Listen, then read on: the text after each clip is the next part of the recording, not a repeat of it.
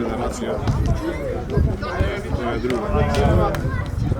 Ја мислам дека сега со нов селектор, со некоја нова енергија, нова визија, мислам дека ќе се подготвиме добро за оваа утакмица, знаеме сите колку е битна.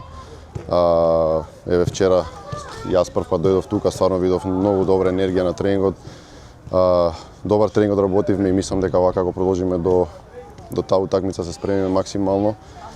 Треба да биде одличен фокус, концентрација, затоа што ќе биде нормално тешка, може да бидат фаворити на папир, али секако ние сме, да кажам, сме докажале и порано дека можеме да играме со било која репрезентација и така да верувам во оваа екипа.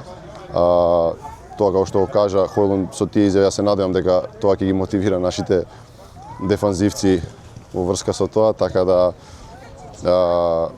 ќе навратам, ќе го даеме нашиот максимум и мислам дека со добра борба и со добар фокус на таа утакмица ќе дојдеме веројатно до добар резултат.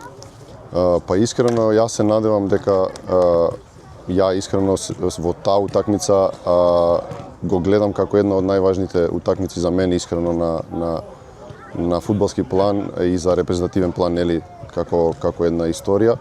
И се надевам дека сите овие дечки што се дојдене тука дека ќе го размислуваат тоа каков тип на утакмица е и искрено нема подобар осеќај од тоа да победиш на таква утакмица и потоа да се бориш за финале идеш на тоа едно светско првенство. Тоа е едно многу убаво чувство и се надевам дека ќе успееме да го повториме тоа како што се деси во Палермо. Секако Данска е поразлична репрезентација од таа со Италија, но сепак секоја утакмица е битна за нас, а секако оваа е една од побитните. Мислам дека како што кажав, со стварно добар однос и добра концентрација на таа утакмица влеземе како што треба и да дојдеме до тапове. Може да биде кој сака фаворит, но тоа е фудбал, се игра една утакмица и така да мислам дека тоа е најбитното што сите ние треба да го знаеме и да го пренесеме тоа на терен.